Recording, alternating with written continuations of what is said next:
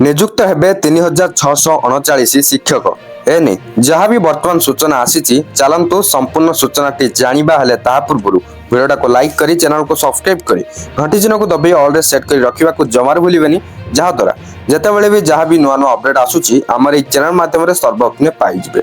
चलतु आ डेन करी संपूर्ण अपडेट उपरे नजर पकेबा। स्कूल शिक्षा को राज्य सरकार अधिक प्राधान्य देउछंती। शिक्षादान व्यवस्था को सुदृढ़ करने को राज्य में शिक्षक नियुक्ति को अधिक गुरुत्व दि जाउछि। राज्यर विभिन्न सरकारी हाईस्कल रे 2064 जन तालीम प्राप्त स्नातक शिक्षक नियुक्त हेबे। सेहीपरि विभिन्न उच्च माध्यमिक स्कूल रे 1575 जन कनिष्ठ अध्यापकों को नियुक्ति दिया जिवो। एने विद्यालय और गणशिक्षा विभाग पक्षरु प्रक्रिया चलीछि। चलित वर्ष मध्य राज्य में सर्वाधिक शिक्षक नियुक्ति दिया जाइछि।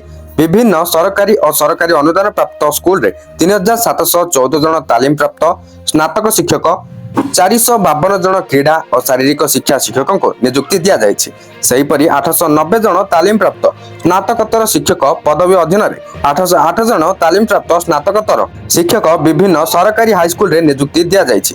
जिला शिक्षा और प्रशिक्षण अनुष्ठान रे 104 जन शिक्षक प्रशिक्षकों को नियुक्ति दिया जाइछि। सेहीपरि निकटरे विभाग अधीन रे 725 जन कनिष्ठ सहायकों को नियुक्ति दिया जाइछि। चलित वर्ष मध्य अधिक शिक्षक नियुक्ति को सरकार प्राधान्य देइछंती। भाषा भित्तिक शिक्षा को गुरुत्व दे समस्त जिल्ला रे तृतीय भाषा रे 348 जन हिंदी और 208 जन संस्कृत शिक्षकों को नियुक्ति दिया जाइछि। वर्तमान जहाँ भी किछि नुआ सूचना मिलिथिला मु आपन को जणै साली वीडियोटा को शेयर करी समस्त पाखरे वीडियोटी पहुंचाई दियंतु।